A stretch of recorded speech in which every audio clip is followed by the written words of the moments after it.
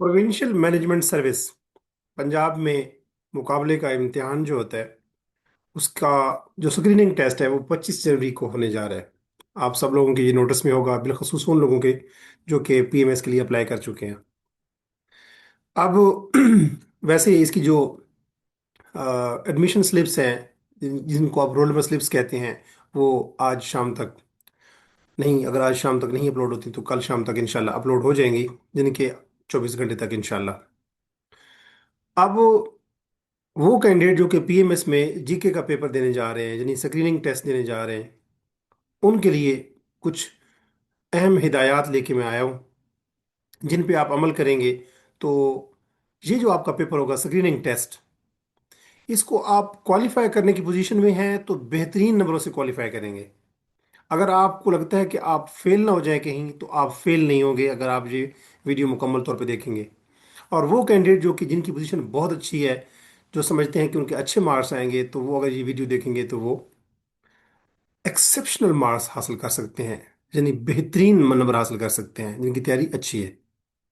पहली बात कि ये चूंकि स्क्रीनिंग टेस्ट है, ये चूंकि जीके का पेपर है, ये डिटरमिन करेगा कि आप नेक्स्ट फेज में आगे पेपर में बैठेंगे कि नहीं, जो 11 पेपर होंगे।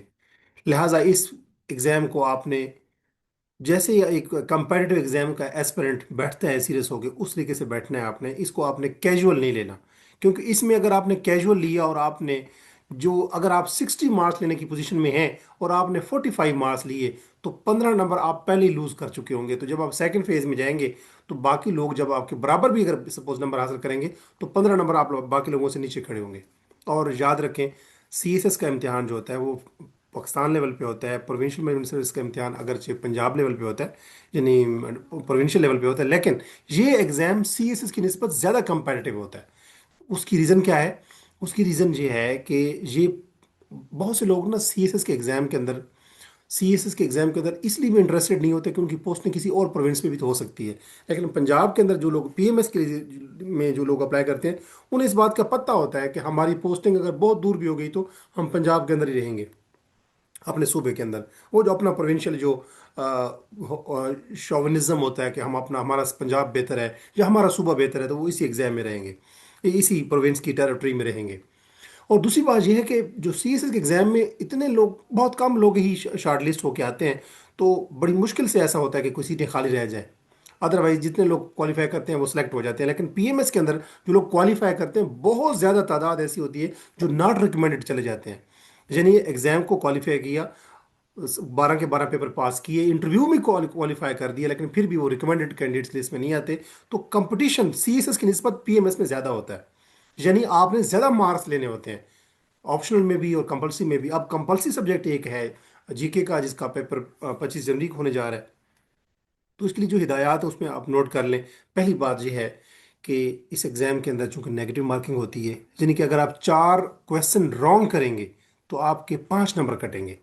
चार तो वो नंबर कटेंगे, एक और नंबर कटेगा जो कि एक क्वेश्चन रॉन्ग करने पे 0.25 और 4 क्वेश्चन रॉन्ग करने पे एक नंबर कटता है। तो अगर आप 4 क्वेश्चन रॉन्ग करते हैं, इसका मतलब है कि आपके 5 नंबर गैप। इसी तरह अगर आप 12 क्वेश्चन रॉन्ग करते हैं, तो इसका मतलब है आपके 12 नंबर तो वो कटेंगे, 3 नंबर और भी कटेंगे, क्योंकि 4 क्वेश्चन रॉन्ग करने पे एक नंबर कटता है, तो 12 क्वेश्चन रॉन्ग करने पे 3 नंबर और कटेंगे, जिसको नेगेटिव मार्किंग कहते हैं। तो 12 क्वेश्चन अगर रॉन्ग किए आपने, तो आपके 15 नंबर कटेंगे। यानी 12 तो वो कटेंगे, बाकी 3 नंबर जो आप हासिल कर चुके होंगे कहीं ठीक करके, वो भी 3 वहां से भी कट जाएंगे।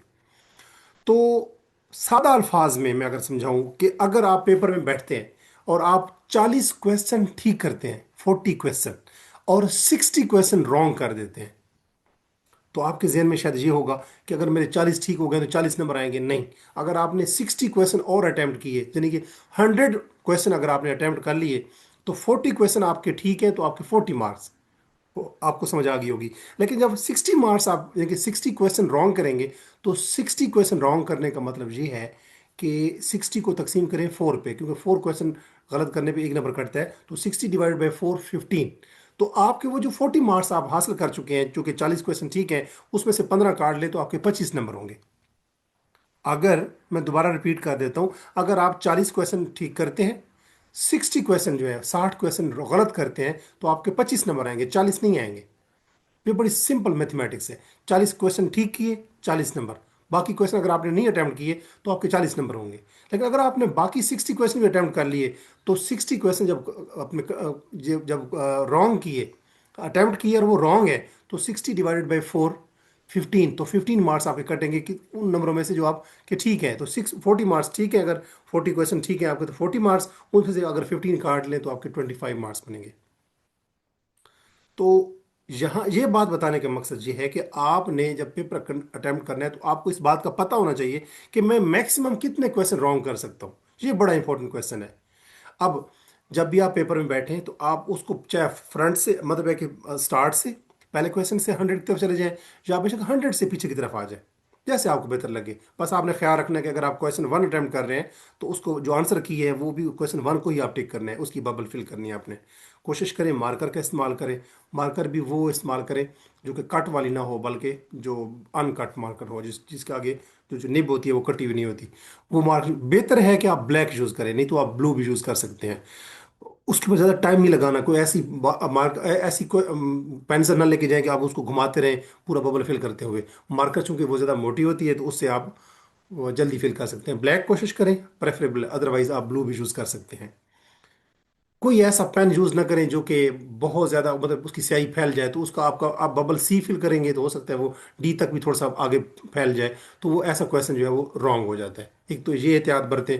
दूसरी बात ये है कि पेपर में अक्सर मैंने देखा है कि कैंडिडेट जो है वो भाग भाग के जा रहे होते हैं, उनका सांस फूला हुआ होता है, और जब वो पेपर में जाके बैठते हैं अपनी सावधानी, आप स्टेप्स बाय स्टेप अपने आपकी स्क्रूटनी होती है कि आपने कोई ऐसा मटेरियल तो नहीं हेल्प उठाया हुआ जो कि आपके लिए हेल्पफुल हो सकता है, कोई गैजेट्स तो नहीं है, मोबाइल तो नहीं है, कोई ऐसी चीज़ जिसमें आपकी हेल्प हो सकती है, कोई टेक्नोलॉजिकल गैजेट।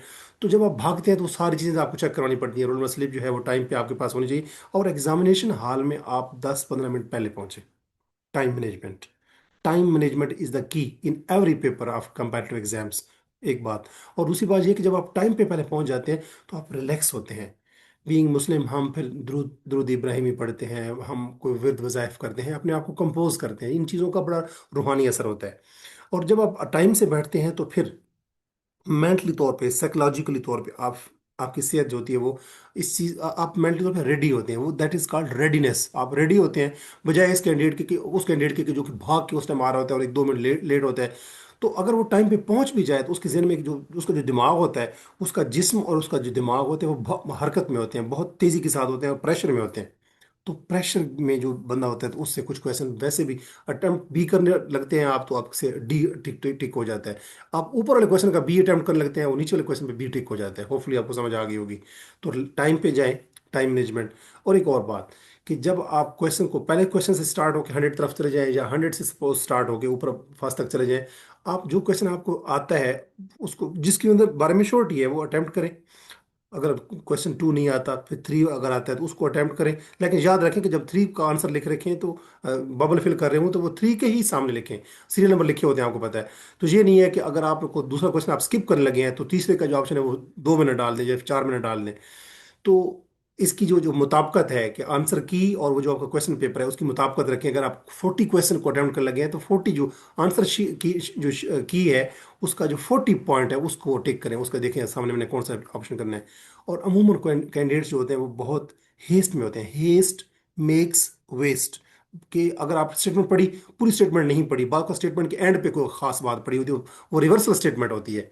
तो आप पूरी स्टेटमेंट को गौर बगौर, यानी कि बनज़र गैर उसका मुताला करें, क्रिटिकली उसको देखें, पूरा स्टेटमेंट पढ़ें। अगर सही समझ आ गई है तो फिर भी दोबारा पढ़ें। पढ़ते हुए कोई इतना टाइम नहीं लगता, लिखते हुए टाइम लगता है। तो आप जब पढ़ेंगे तो दोबारा उसको पढ़ लें अपने आप को समझाने के लिए कि वाकई जो मैं समझाऊँ वही है। तो स्टेटमेंट को एक मतलब पढ़ें तो स्टेटमेंट बाद को लॉन्ग होती है, कम्प्लेक्स होती है, उसको दोबारा पढ़ें कि उसके अंदर है क्या, उसने पूछा क्या है। बाद का आंसर जो एग्जामिनर है वो पेपर ऐसे सेट करता है कि उसका जो स्टेटमेंट का पहला हिस्सा होता है वो सिर्फ मालूमाती होता है, उसका मतलब उसमें कोई आंसर हमने हमें उसमें उसमें उसने कुछ पूछा नहीं होता, वो क्वेश्चन नहीं होता, वो सिर्फ इंफॉर्मेटिव पीस होता है, इंफॉर्मेटिव स्टेम होती है, उसके आगे क्वेश्चन पूछा होता है। और बादों का ये होता है कि जो स्टेटमेंट होती है उसके अंदर जवाब छुपा हुआ होता है। होपफुली आपको समझ आ गई होगी कि स्टेटमेंट पूरी पढ़ने से बादों का उस स्टेटमेंट के अंदर ही जवाब छुपा हुआ होता है, यानी कि क्वेश्चन के अंदर जवाब छुपा होता है, तो उस स्टेटमेंट को गौर से पढ़ें। एक और बात, जब पेपर सेटर होता है ऐसा हो जाता है, अमूमन ऐसा होता है, मैंने कई मरतबा ऐसा देखा है कि 100 क्वेश्चन है, तो बाद जो 40 क्वेश्चन है उसका जवाब 60 की क्वेश्चन की जो स्टेटमेंट है वहां पर पड़ा होता है। तो जब पूरे क्वेश्चन को आप पढ़ लेते हैं, यानी कि आपने ऐसा नहीं करना कि एक मतलब पहले पेपर को पढ़ते जाना है, नो। अब इतना टाइम नहीं होता, time management again is another की। तो आप जब लिख रहे होंगे, चेक कर रहे होंगे, तो क्वेश्चन को करते जाएं, जिस क्वेश्चन की कंफ्यूजन है उसको ना करें। हो सकता है कि आगे जाके किसी और क्वेश्चन की स्टेटमेंट के अंदर, स्टेम के अंदर उस सवाल का जवाब छुपा हुआ हो। यानी कि हो सकता है क्वेश्चन नंबर 62 और क्वेश्चन नंबर 32 या क्वेश्चन नंबर 79 और क्वेश्चन नंबर 2, उनकी स्टेटमेंट आपस में मिलती जुलती हो, उनकी पहली दूसरे क्वेश्चन की स्टेटमेंट का जवाब जो है वो आपको उसी पेपर के अंदर ही मिल जाए। लिहाजा आप जब कोई क्वेश्चन के अंदर कंफ्यूजन है उसको छोड़ दें, आगे चलें। लेकिन जो क्वेश्चन का जवाब आता है उसको टिक करते हैं, यानी कि उसको बबल फिल करते जाएं। जो पहले क्वेश्चन से जब 100 तक जाएंगे तो आपको थोड़ा सा आप जल्दी जल्दी काउंट कर लें कि मैंने कितने अटेम्प्ट कर लिए। अगर आपने 40 क्वेश्चन फर्स्ट गो में कर लिए, बहुत ज़्यादा सोचना नहीं है, दो मत बस स्टेटमेंट पढ़ें, अगर आता है जवाब नीचे चारों जवाब पढ़ें। एक जवाब के ऊपर पढ़ के फौरन जवाब ना दें। आपको पता है हर क्वेश्चन के चार अल्टरनेटिव दिए होते हैं। एक क्वेश्चन की स्टेटमेंट को दो मरतबा पढ़ें और उसका जो ए बी सी डी जो चारों ऑप्शन है उनमें से पढ़ें। अमूमन कैंडिडेट समझते हैं कि हमने इसके जो चार जवाब हैं उनमें से कोई एक लाजमी ही करना है, ये ए बी सी। अक्सर डी ऑप्शन में लिखा होता है नन ऑफ दीज, तो अमूमन वो भी ठीक होता है। बाद को ये लिखा होता है ऑल ऑफ दीज, क्योंकि तीनों जवाब ठीक होते हैं। तो कैंडिडेट समझते हैं कि जो एक बात उनके जहन में आ गई कि हाँ ये ठीक है, तो उस पर टिक कर बैठते हैं। हालांकि जो बी और सी को पढ़ ले, या सपोज उन्होंने बी पढ़ लिया, नजर पड़ गई कि हाँ ये जवाब ठीक है, तो अगर वो ए और सी पढ़ लें तो वो भी ठीक होते हैं। तो आखिर में लिखा हुआ होता है डी ऑप्शन में ऑल ऑफ दीज। तो ऑल ऑफ दीज और नन ऑफ दीज, इस ये पॉइंट अमूमन डी पॉइंट पे होता है। जो चार ऑप्शन होते हैं एक एमसीक्यूज के, तो आपने चारों एमसीक्यूज पढ़ने होते हैं, यानी कि चारों ऑप्शन पढ़ने होते हैं, ए बी सी डी, जो उसके नीचे जवाब दिए होते हैं, मुमकिन जवाब। तो ये बात आपको समझ आ गई कि हर सवाल के जो चारों ऑप्शन नीचे पड़े होते हैं, ए बी सी डी, चारों पढ़ें कि पहला ऑप्शन ठीक है, अगर ये ठीक है तो क्या बी भी शायद हो सकता है ठीक हो, फिर सी भी देखें। बाद को तो ये भी लिखा होता है बी एंड सी, बाद को ये भी लिखा होता है सी एंड डी, बाद को ये भी लिखा होता है फॉर एग्जाम्पल पहला और दूसरा option A and B, both A and B, कि पहला और दूसरा हो सकता है ठीक हो, और बी और सी बाद को ऑप्शन ठीक हो सकते हैं। डी ऑप्शन में लिखा हुआ हो, पहले ऑप्शन में लिखा हो ए में कुछ चीज़, बी में दूसरी कोई चीज़ लिखी हो, सी में कुछ लिखा हो और डी में लिखा हो बी एंड सी, तो हो सकता है बी एंड सी दोनों ठीक हो। तो आपने तो सिर्फ बी देखा और आपने बी बी पे टिक कर लिया। तो इस तरह अमूमन कैंडिडेट्स होते हैं वो हेस्ट मेक्स वेस्ट, वो जल्दी करके अटेम्प्ट कर लेते हैं और बाद में देखते हैं कि ओहो ये तो ये भी ऑप्शन भी ठीक था। तो आपने हर स्टेटमेंट को दो मरतबा पढ़ना है और उसके जो नीचे चारों ऑप्शन है उनको पढ़ना है, देखना है क्या पता दो ऑप्शन ठीक हो और डी ऑप्शन में लिखा हो ए एंड बी दोनों, या बी एंड सी दोनों।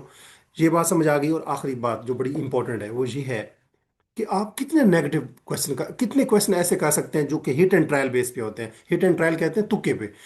देखिए 40 क्वेश्चन अगर आपको आप फर्स्ट गो में कर लेते हैं, जब आप 35 कर लेते हैं, तो इसका मतलब ये है कि अब आप अपने आप को पास करवा रहे हैं। 40 क्वेश्चन करने की कोशिश करें फर्स्ट गो में। अगर आपने सपोज जितनी, पहले तो आप करते जाएंगे, जब आप देखेंगे ये 40 हो गए हैं तो अपने आप को थपकी दें, गुड। उसके बाद ये है कि फिर कुछ क्वेश्चन ऐसे होते हैं जो हमारी गट फीलिंग ऐसी होती है, हमें लगता है, हमारी इंस्टिंक्ट कहती है, हमारी जिबिल्लत कहती है जो कि ये होगा, ये होगा, मेरी छठी हिस्स कह रही है ये होगा, तो उसको कर लें। क्योंकि देखें अगर आप देखें पे क्वेश्चन अगर रॉन्ग करते हैं, दूसरा क्वेश्चन रॉन्ग करते हैं, तो अगर आपका तीसरा क्वेश्चन आप कहते हैं कि गट फीलिंग है कि ये ठीक है, तो आपको वो पूरा नंबर दे रहा है। अगर दो क्वेश्चन आप समझ रहे हैं कि ये नहीं दे रहे नंबर, आपको वो लगता है, तो गट फीलिंग को लाजमी फॉलो करें। आपकी जो गट फीलिंग फीलिंग होती है, जो सिक्स सेंथ होती है, वो अमूमन ठीक होती है हमारी, हम ह्यूमंस की। क्योंकि जो क्वेश्चन पीएमएस के अंदर एग्जाम में आते हैं वो ज़रूरी नहीं है कि अभी आपने पढ़े हों तो वो आए। हो सकता है आपने वो मैट्रिक में पढ़े हों, एफएससी में पढ़े हों, ग्रेजुएशन में पढ़े हों, नाइन्थ में पढ़े हों, एट्थ में पढ़े हों, हो सकता है कि सिक्स क्लास में पढ़े हों, हो सकता है किसी बोर्ड पे पढ़े हों, हो सकता है किसी अखबार में पढ़े हों, हो सकता है किसी मैगजीन के कवर पे पढ़े हों, हो सकता है किसी के मुंह से सुने हों, हो सकता है किसी यूट्यूब चैनल से सुने हों, हो सकता है कि आपने किसी किताब के अंदर ऐसी किसी वर्क करते हुए आपकी नज़र के सामने से वो चीज़ गुजरी हो। तो इंस्टिंक्ट को फॉलो करें कि लगता है कि ये ठीक है तो वो कर लें। इस तरीके से करते हुए आप कोशिश करें कि 60 to 65 क्वेश्चन कर लें, यानी कि 40 क्वेश्चन तो जो अगर आपको कंफर्म हो गए हैं, तो उसके बाद एक्स्ट्रा 20 से 25 क्वेश्चन आप कर लें। अगर आपके एक दो तीन क्वेश्चन रॉन्ग होते हैं, पांच रॉन्ग होते हैं, 10 रॉन्ग होते हैं, तो वो जो 10-15 आपके ठीक होंगे वो आपके नंबर काउंट हो जाएंगे, उन 40 में ऐड हो जाएंगे। 40 में इसलिए बार बार कह रहा हूँ कि 40 मार्क्स तक अगर एक कैंडिडेट को पेपर में 100 में से 40 क्वेश्चन आते हैं, तो इसका मतलब है कि वो पास करने की पोजीशन में है। अब अमूमन क्वेश्चन कैंडिडेट्स ऐसा करते हैं कि उनको कोई क्वेश्चन भी नहीं आता, पूरे का पूरा पेपर जो है वो तुक्के पे कर लेते हैं, हिट एंड ट्रायल बेसिस पे, तो वो कैंडिडेट्स कभी पास नहीं होते। जो उनके सपोज 40 नंबर ठीक भी हो गए, तो बाकी 60 गलत होंगे, तो वो 40 में से 60 को डिवाइड 4 पे करें तो वो जो 15 कटेंगे 40 में से, तो वो 25 नंबर बन जाते हैं। तो आपका इस पेपर को क्वालिफाई करने के लिए मिनिमम स्कोर जो है आपको कम से कम 40 पेपर क्वेश्चन तो आपको लाजमी आने चाहिए। इतनी तैयारी तो आपको होनी चाहिए। अगर आपको 40 क्वेश्चन आते हैं तो गुड, आप उसके बाद मोहतात हो जाए। आप उसके बाद जो आपकी इंस्टिंक्ट है उसके ऊपर मैक्सिमम आप करें 15 से 20 क्वेश्चन, जो मैक्सिमम 25, यानी 65 तक चले जाए। अगर आपने पहली गो के अंदर 60 क्वेश्चन कर लिए या 55 कर लिए, सपोज अगर 55 कर लिए या 60 कर लिए, तो गुड, वेरी गुड। उसके बाद जैसे मैंने पहले बताया आपको, 20 से 25, मैक्सिमम 25, अमूमन 20 ऑन एवरेज। तो अगर आपने 55 पहले कर लिए तो 20 और कर लेंगे कि 75 तक चले जाएं, मैक्सिमम 80 तक चले जाएं। अगर आपने फर्स्ट गो में 60 क्वेश्चन कर लिए तो मैक्सिमम 20 और करें, यानी 80 तक कर लें या 85 तक। ये नहीं है कि अगर आपने 60 पहली गो में कर लिए तो बाकी 40 भी करके जाए, ऐसा नहीं है। हर क्वेश्चन को अटेम्प्ट करना आपके ऊपर फर्ज नहीं है, क्योंकि अगर हर क्वेश्चन करेंगे और हर क्वेश्चन रॉन्ग करके आएंगे तो वो नेगेटिव मार्किंग में आ जाएगा। तो जितने भी पहली गो में आपको क्वेश्चन आते हैं वो करें, दूसरी गो में आप 20 से 25 क्वेश्चन करके रुक जाए। उसके बाद दोबारा देखें, क्वेश्चन को पढ़ें, जो आपको जो नहीं आपने टिक किए उनमें से देखते जाएं, मैक्सिमम 5 और कर ले। यानी कि जो क्वेश्चन आपको कंफर्म आते हैं पहले वो कर लें, वो 40 है, 50 है या 60 है, वो कर लें। उसके बाद जो आपकी इंस्टिंक्ट कहती है वो 20 से 25 क्वेश्चन करें। अगर 15 या 20 क्वेश्चन ऐसे हैं जिनका आपको अता का पता नहीं है, बिल्कुल यानी कोई उनका अता पता नहीं है, और वो we are you are totally dark about that, you are totally blank about that, आपको उनके बारे में कोई फेमिलियरिटी नहीं है, कोई अवेयरनेस नहीं है, कोई जानकारी नहीं है, उस चीज़ की कोई ABC का नहीं पता, तो उस क्वेश्चन को ना करें। जिसका पता ही नहीं है उसको बिल्कुल तुक्के पे ना लेके जाएं। तुक्का उस पे लगाते हैं जहां पे हम कहते हैं कि लगता है कि ये ठीक होगा। ये नहीं है कि इस चीज़ का पता ही नहीं हो और वो भी आप उसको तुक्का लगा के, नो नो, ऐसा कभी भी ना करें। तो आपके पेपर में आप मैक्सिमम 80 मार्क्स, 80 क्वेश्चन अटैम्प्ट करें। 85 से अगर ऊपर आप जा रहे हैं, यानी कि 80 to 85 से ऊपर आप क्वेश्चन कर रहे हैं, और उनका पता भी नहीं है आपको उसका जवाब क्या है, तो आप अपने पाँव पे कुल्हाड़ी मार रहे हैं। तो नेगेटिव मार्किंग से बचने के लिए विजडम को यूज़ करें। और जो ये विजडम होती है ये ओवरनाइट नहीं आती। जैसे कहते हैं ना, Rome was not built in a day, कि जो मुल्क रोम है वो एक दिन में, रात में या एक दिन में नहीं बना था। इसी तरह ये जो विजडम है ये हमारे हमें धक्के खाने से, वक्त के साथ साथ चलने से, आपने प्राइमरी की, आपके अपने मतलब है कि एलिमेंट्री एग्जाम दिया, सेकेंडरी एग्जाम दिया, हायर सेकेंडरी एग्जाम दिया, इंटरमीडिएट किया, ग्रेजुएशन किया, आपने मास्टर हो सकता है कर रहे हो, कर चुके हों, या हो सकता है मेरे जो व्यूअर्स हैं उनमें से कुछ लोग एमफिल कर चुके हों, PhD कर रहे हों। तो ये विजडम जो है ये वक्त के साथ साथ, time is a greatest teacher. ये विजडम हमें ओवरनाइट नहीं आती, हमें वक्त सिखाता रहता है। Time is a greatest teacher. तो विजडम यही है कि फर्स्ट गो में अगर 40 to 45 क्वेश्चन कर लिए तो गुड। उसके बाद सांस लें, अपने आप को थपकी दें, अगर पानी वहाँ अवेलेबल है तो ठीक है, अपनी बोतल साथ लेके जाएं, पानी पिए, रिलैक्स हों, दरूद इब्राहिमी पढ़ लें, या व्हाट्सएवर जो भी कोई वजीफा आपके माइंड में है वो पढ़ें, या आलिम पढ़ें, व्हाट्सएवर। उसके बाद आप दोबारा क्वेश्चन जब करें तो वो क्वेश्चन करें जिनके बारे में आपकी इंस्टिंक्ट है, 20-25 क्वेश्चन वो कर लें। लेकिन ये नहीं है कि अगर आपने 80 क्वेश्चन तक कर लिए तो आप 100 के 100 करने के लिए बाकी क्वेश्चन भी लाजमी करके आए, नो। जिन क्वेश्चन का बिल्कुल नहीं पता, अगर वो 10 है, 15 है, 20 है, उनको छोड़ दें। और जब आप कोशिश करते हैं तो ज़रूर आपको रिवार्ड मिलता है। इंसान के लिए सिर्फ वही कुछ है जिसके लिए वो कोशिश करता है। मैं उम्मीद करता हूँ कि आप कोशिश कर रहे होंगे, और मेरी दुआ है उन तमाम कैंडिडेट्स के लिए जो कि PMS का स्क्रीनिंग टेस्ट, जिनके GK का पेपर देने जा रहे हैं 25 जनवरी को, कि अल्लाह पाक आपका हामी और नासिर हो। अल्लाह पाक आपको इनवायबल सक्सेस, काबिल रश कामयाबियाँ और तरक्कियाँ अता करे। अल्लाह आपका हामी और नासिर हो। दुआ में याद रखिएगा, मैं अपनी आने वाली वीडियो में PMS के जो कंपल्सरी सब्जेक्ट्स हैं और जो ऑप्शनल सब्जेक्ट्स हैं उनके बारे में वीडियोज अपलोड करूंगा। मुझसे जुड़े रहिए, और मुझसे जुड़े रहने का मतलब ये है कि मेरे YouTube channel English with Ajmal Khan को सब्सक्राइब कीजिए। अल्लाह हाफिज़।